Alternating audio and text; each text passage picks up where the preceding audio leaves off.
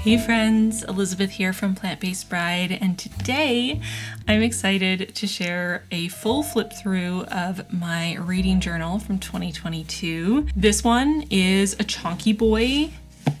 As you can see, the elastic barely stretches enough to encompass all that is this notebook. I know I've mentioned it before, but I just find it so incredibly satisfying when my journals get this thick. There's just something about it. It is incredibly satisfying, and I'm super excited to share all of these spreads with you. I know this has been a long time coming. I apologize. It took me a minute, but I'm very excited to share it with you now. So without further ado, let's open this bad boy up. Without the tension from the elastic, it expands even further. So much goodness in here. So here's the inner cover. I'll link the video where I set up this journal if you want to watch the process of making these yearly spreads. But I've got my little quote page to start us off and the cover page for the whole reading journal. Then we have the index where I've listed all of the spreads in my reading journal along with the page numbers. This is an Archer and Olive notebook, which aren't numbered, but you'll see I just added little numbers in the corner so that I could easily find anything I'm looking for, although I feel like I don't need to use my index too often because I typically remember where everything is, but it's nice to have it for future reference, especially if I end up making these for years to come. So I can go back and find all my entries for my Female Rage reading challenge, or when I read the winners of the Goodreads Choice Awards of 2021. Moving on to my 2022 reading tracker, my goal in 2022 was 115 books, and I passed that. I read 118, so I got to fill in each of my boxes. Then we've got my 22 books in 2022 spread. I didn't get to all of these. I didn't even read 50% of them. Sadly, I only read 10 out of the 22, but quite a few of those that I read became new favorites that I really loved. These 5 were all 5-star reads, which is awesome. So I've transferred over all the ones that I didn't finish last year into this year's version of the spread, my 23 books in 2023, so that I can get to them this year. Then we have my book bracket spread, and you can notice here where I've been numbering the pages. This spread has its own video dedicated to it, which I will link for you if you want to watch the process of me filling this out and determining my favorite book of the year, which was Braiding Sweetgrass by Robin Wall Kimmerer. It's always a fun video. Then I move on to my series tracker and my 2022 reading goals. As I mentioned in my new reading journal setup for 2023, I'll link that as well if you want to see what changes I made to these spreads in my newest version of my reading journal. I switched up my series tracker because I didn't love this format. It was nice to have one because I didn't have one before, but I like what I did in my new bullet journal better than this spread. As for my 2022 reading goals, some of them I did great, some of them less so. So my goals for 2022 were to read in French, to read Doorstoppers, which I've defined as books over 500 pages, although obviously different people will have different definitions for that, non-Western classics and Western classics, and then translated work and Canadian work. The first 4, my goal was to read 6 of each, so 1 every other month. And then for translated in Canadian, I was hoping to read 12 each, so 1 every single month. And reading in French, I failed miserably. I only read 1 book in French in all of 2022, so hopefully I can do better this year. Doorstoppers and Western classics, I hit my goal. I read at least 6 of each of those. And non-Western classics, I did okay. I read 3 in the year. I did read a lot of books that were not written by authors in the West, but not necessarily books that would be considered classics. So that's something that I want to work on in 2023, reading more books that are considered classics in non-Western countries, because I feel like you can learn a lot about a particular country, its culture, its people, by reading its classic literature. I read more than 12 translated works in 2022, so this was an easy win. And Canadian authors, I did okay. I read 8 books by Canadian authors in 2022, which isn't too bad. I would love to read more Canadian fiction in 2023, but it's hard when I'm also simultaneously trying to do my Reading Around the World challenge, trying to read a book from every country in the world. I'm gonna work on that. My book bingo, I did pretty well. There's only 2 spots that I didn't actually fill in my book bingo, which were asexual or aromantic author and a disabled author. Now, to be fair, I'm not 100% sure that I didn't read a book by a disabled author or an asexual or aromantic author, but I discovered this year, as I was trying to keep on top of a couple more stats around authors' identities, that it's really hard to find information about a lot of authors.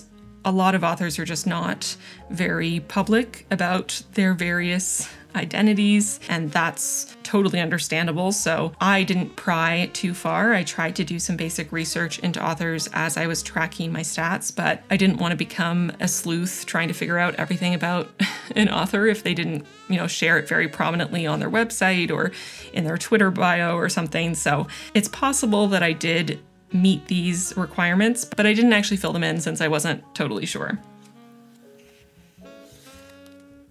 Moving on to my Reading Around the World spread. It was so fun to get to fill in. It's so fun to get to fill in the countries as I read from them. So this year I actually read from 27 countries, which I'm super, super excited about. I'm really happy with that. Now, that's only 13% of the world because there are 195 countries in the world, which seems like a lot. I feel like when I was a kid, there were only 100 countries or something like that. Maybe I'm misremembering, but it feels like there's more countries. So it's quite a tall order to read from all of them, especially because in some of my research, I've been unable to find any books from some countries that have been translated into English, so it might be a bit of a challenge. But as of right now, I know there are still a lot of countries that I can easily find books that have been translated into English to read from. I'm going to keep working on this in 2023. There are also countries on this list that haven't been filled in that I know I've read books from in the past, but I decided to just start fresh in 2022 when I decided to start this challenge and kind of wipe clean any past reading and go from there. So this is my map of reading in 2022, and I'm excited to expand upon it in 2023.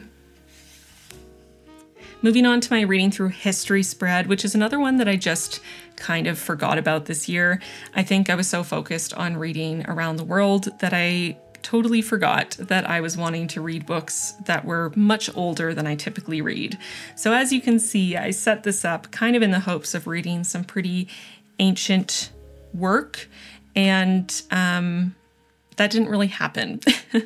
The oldest book I read in 2022 was published in 1847. So all the books I read are concentrated right here from 1847 to the present day. Although I will say that If Not Winter is a collection of Sappho's poetry, which, while technically that book was published, I think in 2005, if I'm remembering correctly, the poems themselves were written in a much older time. So I feel like I could probably add something, to be more accurate to where the content of If Not Winter came from, which was around 600 BC, which is, way back here, which isn't too bad. So where's my pen? One sec. So I feel like I deserve to add something for that because, yeah, I just feel like I do. So I'm gonna add a little spot here for 600 BC, which I guess would be around here-ish, right?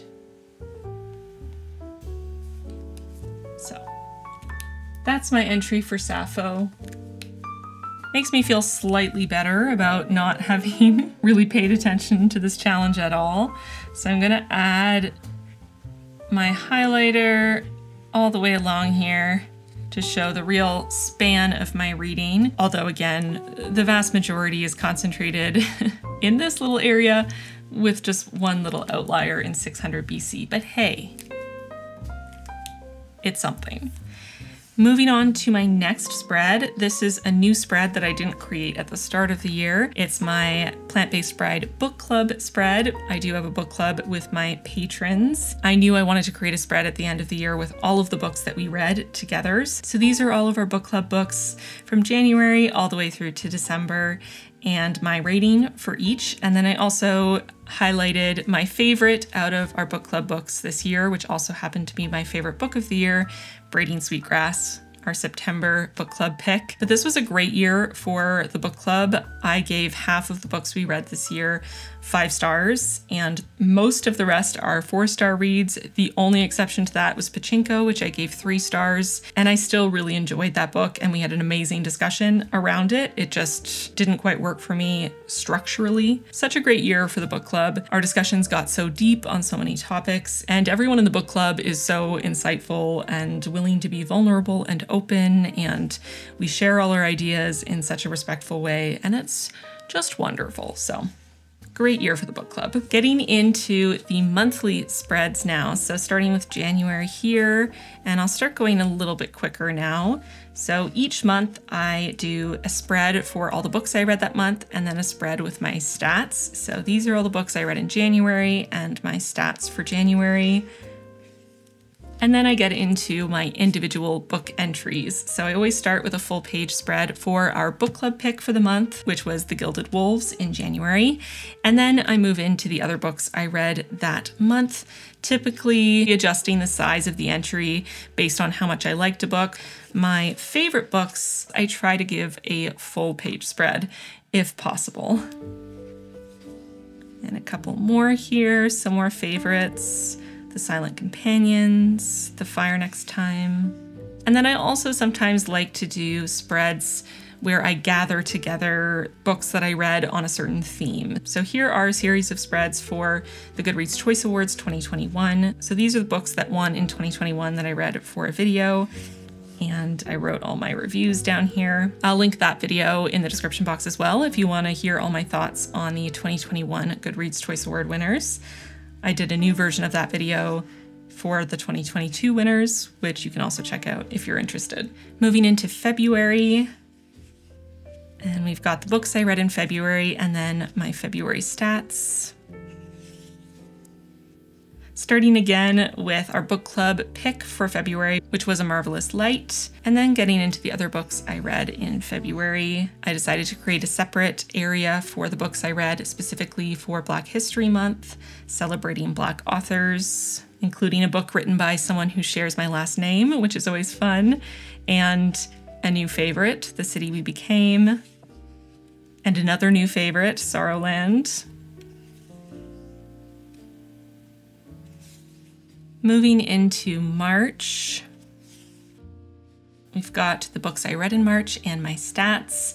I did include The Body Keeps the Score, which I was reading as part of my book talk challenge that month, and I expected to finish it shortly after and then to be able to just include my review in the spread with the other book talk books. But I actually still haven't finished The Body Keeps the Score because I just needed a break. It's very intense. It still exists there, even though I technically didn't finish it.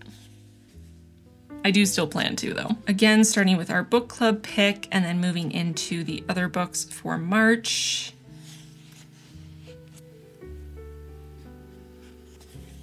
And getting into April here. I've got the books I read in April and then stats in April. Our book club pick and then the other books that we read this month.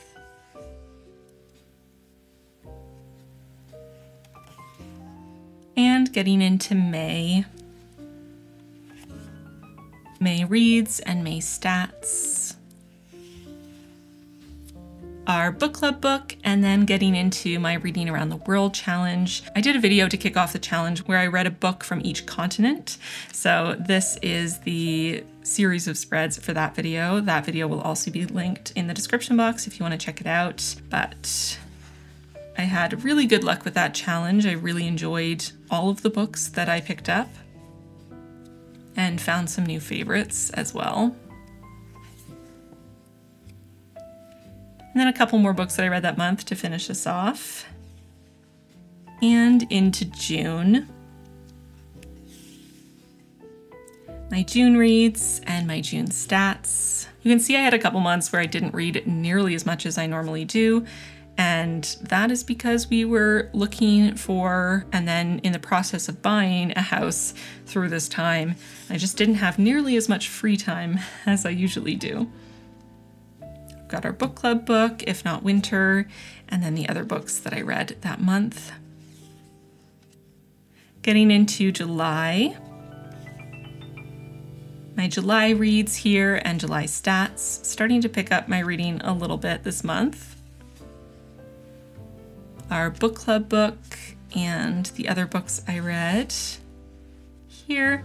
And then another sort of specialty series of spreads for my female rage video, where I read 5 books popular on TikTok for being female rage, for fitting into the female rage trope or genre or trend, whatever you want to call it. And it was definitely a mixed bag. I read some great books that I absolutely loved, and I also found a new least favorite book doing this challenge, so I'll link that video as well.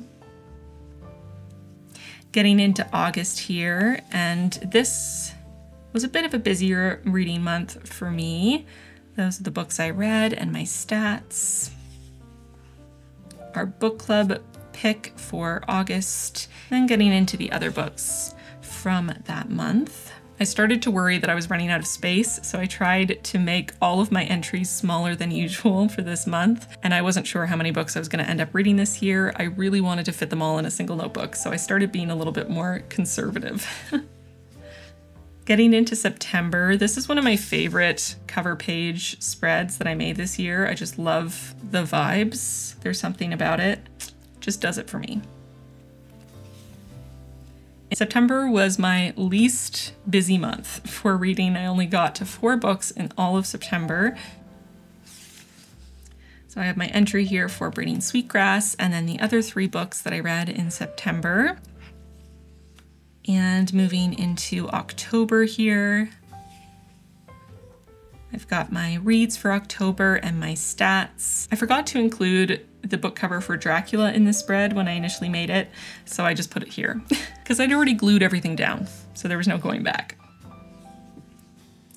Our book club pick here, Pachinko, and then the other books I read in October. No 5-star reads in October, but a couple 4 stars. Getting into November, a much darker and spookier cover spread this month. You might have noticed that I use a lot of tea-stained paper in these spreads. I'll link the video where I show my process of making tea-stained paper if you want to make some of your own. I definitely need to make more. I'm completely out, so I'll be probably putting on my own tutorial to remind me how to make it, since I usually go months and months between making a new batch since I make so much at once. I've got my November reads and November stats here. I pretty much always get questions when I share my reading journal about where I get the book covers from and the stats from that I use. Book covers I just save on Goodreads, and then I resize them in Photoshop so that they're all the same size and the size I want them to be, and then I print them out and glue them in. You could also use something like Canva if you don't have Photoshop. And for the graphs and charts, I use Canva. I just put in all the stats that I track in a spreadsheet so that I can make these bar graphs and pie charts and print them out and glue them in. I've had a couple requests to make a video where I show the process on my computer of doing both of these things. Let me know in the comments if that's something you'd be interested in. I'm hesitant to make the video because I'm not sure how much interest there is, but I do pretty regularly get questions about it. So I'd love to get a better idea of how many people would really want to watch that video and find it beneficial. Getting into my book entries here, our book club pick for November, and then the other books I read in November. Then I have some spreads for my Dark Academia challenge, which was its own video as well. So I read Babel, Wuthering Heights, The Book Eaters, The Secret History, and Vita Nostra. Found a couple new 5-star favorite books doing this challenge, though I expected to because I already knew that I loved Dark Academia. And getting into December, the final month in this reading journal. my December reads and December stats. December was a pretty busy month for reading, which it typically is since I tend to read at my normal pace up until Christmas time, and then I usually take some time off from work and I'm able to read a bunch more in that time. So we have the book club pick for December, North to Paradise, and then the other books I read in December here.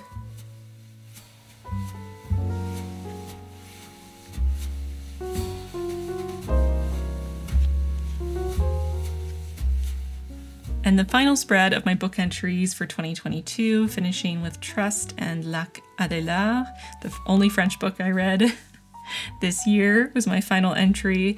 I wrote the entry in French because I read the book in French and it made most sense. I had an extra spread on this side, so I just did a little the end spread to finish it off. And then getting into the end of year stats here. So these are stats for my entire year of reading, and I tried to include some extra things that I don't always include on my monthly stats, just to have a really good overview of my whole year in reading. So I started here with my ratings for books in 2022 from 1 star up to 5 stars, and my average rating in 2022 was 3.5 stars, which isn't too bad. I also included the format of the books I was reading, so audiobooks won out with 57.6%, then physical books came in at 33.1%, and ebooks in last place at 9.3%. I also decided to share my favorite audiobook since I do listen to so many audiobooks, and my favorite by far was Legends and Lattes. I also included where I got the books that I read on the spread, so most of them I actually owned a physical copy of, and a close second were books that I got from the library, and then Scribbed or Scribed, however you say it, was next. Then Libro FM, books from NetGalley, where I receive ARCs from publishers, and then Audible, and then just one book from Kindle and one gifted physical copy from Book of the Month. Getting into some more stats here, we have the genre of the books that I read in 2022. So my most popular genre was fantasy. I read 22 fantasy books in 2022. Then horror, nonfiction, historical fiction, thriller, romance, classics, science fiction, short stories, contemporary, literary fiction, mystery, graphic novels, crime, and mythology. I also have the LGBTQIA+ rep here, so I track whether there is any rep at all in the book or not. I also track in my spreadsheet more specifically what the representation was, but I haven't made any kind of graph for that just because I feel like it could get pretty complicated. So this is how I like to track it. And this year I did okay. 40.7% of the books I read in 2022 had LGBTQIA+ rep in some form. I would love to up this to over 50%, but it's definitely difficult to do. But I'm very happy with where I'm at right now. I think that's great. Age demographic, the vast majority of the books I read in 2022 were books for adults, 88.1%, 9.3% were young adult, and then 1.7% middle grade and 0.8% children's. The language of the books I read were the vast majority written in English, so 87.3% written in English, then 11.9% translated fiction, and 0.8%, One Lonely Book, was written in French, and I read it in French. Moving over to even more stats, so I decided to include these graphs which show how many books and pages I read per month. So you can see on this side the number of books I read per month. My busiest month was January with 23 books, and my slowest month was September with 4 books. The average was probably somewhere more around 9 or 10, and the total number of books I read this year, which was 118. Then looking at the number of pages I read per month, obviously for the most part, it will mirror the number of books read. So my biggest month by far was January, where I read 7,932 pages in that month. And my lowest page count was actually not in September. It was actually slightly beaten out by April, where the total number of pages read was 1,270. In September, I read 1,279 pages. So even though I read one more book in April, I guess the books in general were shorter. And then the total pages read all year was 37,732, which is a lot of pages. Getting into even more stats, of course. Here I decided to use a pie chart to represent the years that all the books I read were published. I definitely think my normal way of doing it, which is a bar graph, shows things more clearly, but it would have been a super long graph that I either would have had to make really small to fit on a page or split into multiple graphs, which I didn't want to do. So the pie chart isn't the best way to represent the data. I get it. I know, but it allowed me to put it all on one page, which I appreciated. So all the books that I read this year in order from 2022 all the way back to the oldest published work, which was 1847, which was Wuthering Heights. As I mentioned on my Reading Through History spread, technically the poems in If Not Winter were written in 600 BC, so that would be the oldest, but since the book itself, the translation was published in, I think, 2005, I didn't include it here since this was specifically about the year that the books were published. So the majority of the books I read were from 2021, 30 books from 2021. Next was 27 books from 2022. And then 2019 was the next most popular at 14. And then from there on, it just gets smaller and smaller. 6 books from 2020, 5 books from 2018, 5 books from 2017, and then typically getting smaller as we go back. I also wanted to include the length of the books that I was reading. This is something I don't typically include in my stats spreads, but it's always fun to look at. From longest book to shortest book. So the longest book I read was Cloud Cuckoo Land at 626 pages. So my longest book category here is 600 to 650 pages. And the shortest book I read was The Ones Who Walk Away from O'Mellis at 32 pages, technically a short story, but I got it as a standalone book rather than part of a short story collection. My most popular book length was 300 to 350 pages, then 350 to 400, then 400 to 450, and then 250 to 300, 200 to 250, 100 to 150, and moving down from there.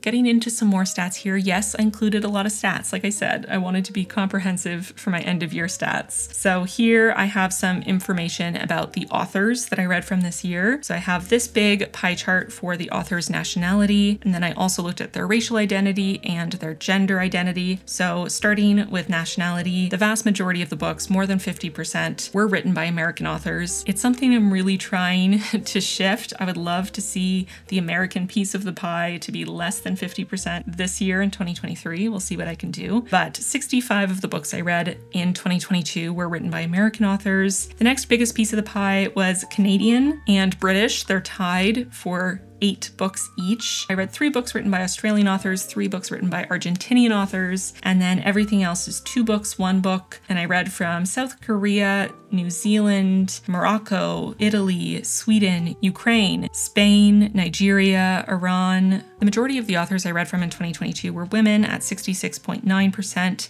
then men at 28%, and then multiple authors and non-binary authors both came in at 2.3%. The majority of the books that I read in 2022 were written by white authors at 58.5%. I would really like to see this number be less than 50%, so I'm going to keep working on that. And that's it for the stats, but I do have a couple more spreads. So I decided to do a couple spreads sharing some of my favorites and least favorites from the year. Again, just for fun, for future me looking back on this and being able to get a quick look at what I loved and what I hated in 2022 in more of an overview rather than reading each individual book entry. So starting with some favorites, I have my favorite quote from On Earth We're Briefly Gorgeous. And the quote was, "You once told me that the human eye is God's loneliest creation, how so much of the world passes through the pupil and still it holds nothing. The eye, alone in its socket, doesn't even know there's another one, just like it, an inch away, just as hungry, as empty." Then my favorite book of the year, which was Braiding Sweetgrass by Robin Wall Kimmerer. Then I included some other fun favorites. So my favorite ending was a tie between Legends and Lattes or The Yield. My favorite character was a tie between Thimble from Legends and Lattes and Albert Gondwindi from The Yield. It's funny, I didn't realize till the second that my favorite endings and my favorite characters were from the same 2 books. My favorite moment of the year was probably a tie between Usman's adoption in North to Paradise or the moment of the rescue in Endurance. Then my favorite couple in all the books I read is a tie between Miri and Leah from Our Wives Under the Sea or Byam and Leslie from Spirits Abroad. My favorite twist has to be from The Last House on Needless Street. I did not see that one coming. My favorite villain was either Riley from The City We Became or literally everyone in The Secret History. Don't get me wrong, I enjoyed the book. I gave it 5 stars, but everyone is a villain. They're all villains.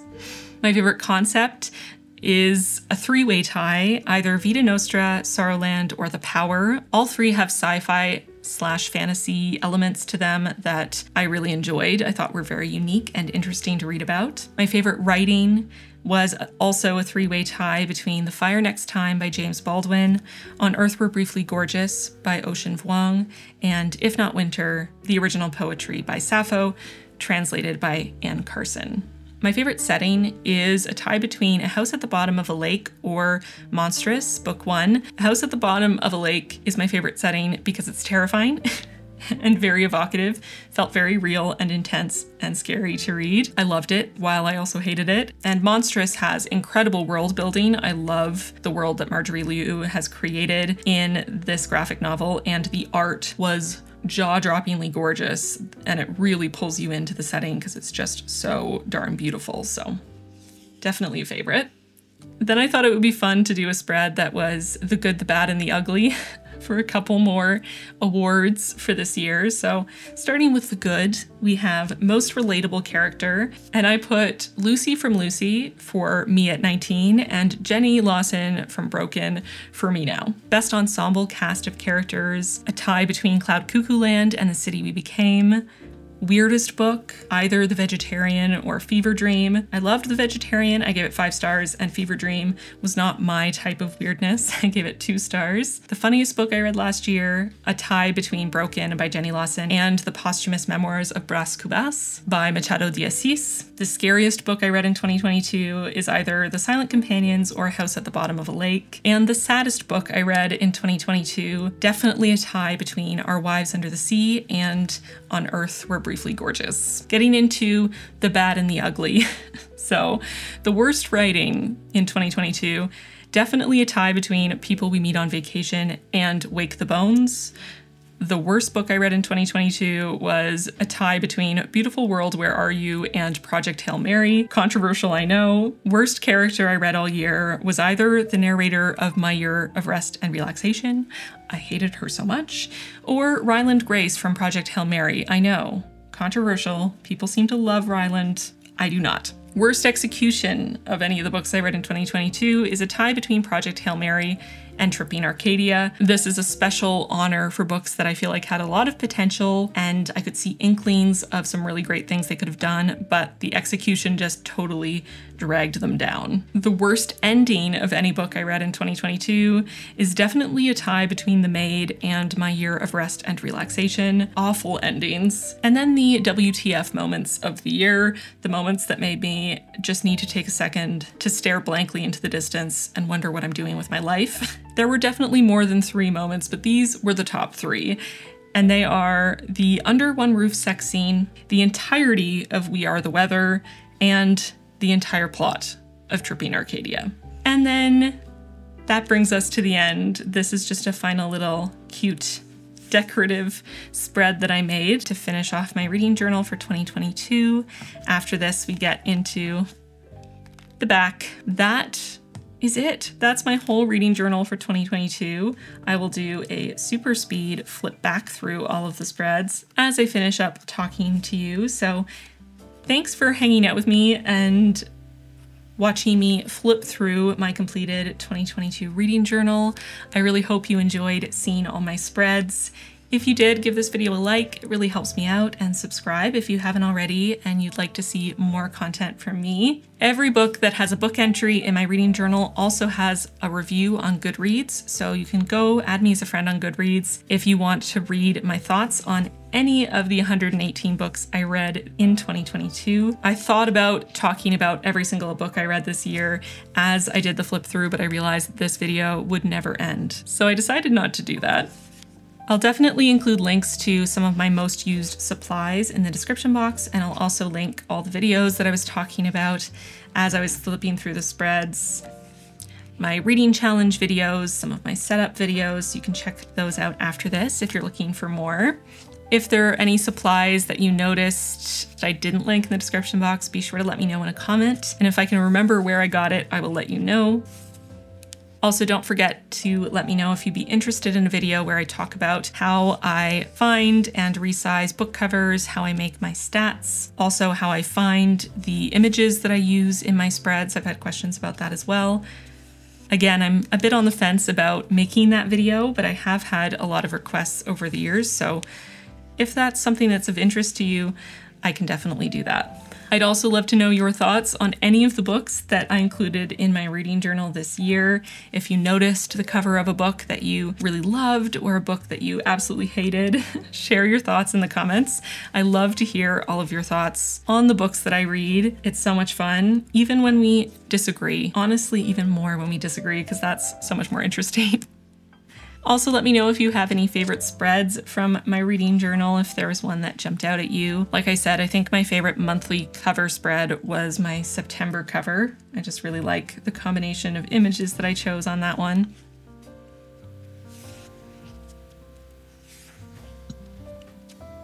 I'd also love to know if there are any spreads you think I should include in future reading journals, whether it's something I could add into my current 2023 reading journal, or maybe something I can include in future years. Let me know, because I'm always thinking about whether there's other types of spreads that I could include that would be beneficial for me, either in the moment, trying to diversify my reading, or in retrospect, looking back on my reading.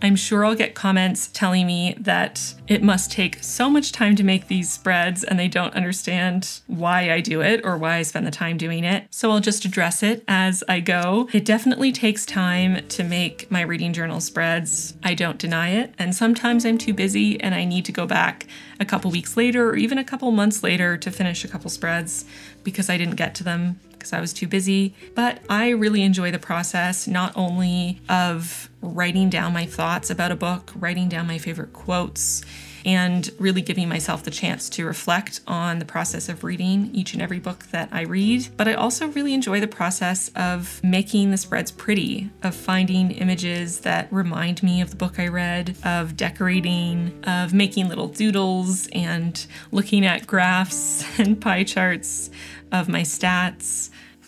Reading is one of my favorite hobbies, and creating my reading journal has sort of slotted in to my reading hobby as, you know, another piece of the puzzle, another part of reading that I really enjoy. So by no means am I trying to encourage people who don't want to or don't have time to have a reading journal to keep one. You know, if it doesn't work for your life, it doesn't work for your life, and that's okay. But I absolutely love having a reading journal. I find it so fun, and it's really, really cool to be able to go back and flip through the spreads and see every single book I read in a year, to be able to read my thoughts on every single book I read in a year. I find it super fascinating, and I love the idea of being able to have all my past years' reading journals on a shelf somewhere and being able to pull them down and have my own record of all the books I've read for years and years in such a personal way, you know? So we're getting to the end here, or to the beginning, I should say. The final spreads here, and the end. So that is it. That's my whole reading journal, my whole very chonky reading journal. I hope you enjoyed this video. I hope you enjoyed seeing all of the spreads. It's hard to flip through, but you get the idea. It was really fun to do a little walk down memory lane and remember all the books I read in 2022, to share them with you. I hope this gave you inspiration if you have your own reading journal. I'd love to know if you're considering starting your own reading journal, or if you already have one. Feel free to tag me on Instagram if you're sharing any photos or reels of your reading journal, because I'd love to see what they look like. And that's it from me. Thanks for hanging out with me. Thank you as always to my patrons for your support, especially my book club members, because y'all bring so many insightful, thoughtful, fascinating ideas with you to every single monthly discussion. And it really deepens my understanding and enjoyment of the book club books that we read every single month. and I'm so grateful for all of you. I've never been in a book club in my whole life, and I really feel like I've been missing out because I adore our book club so much. It's like one of my favorite things. So thanks everyone for hanging out with me. I appreciate all of you for spending your time with me, and I'll see you really soon in my next one. Bye, friends.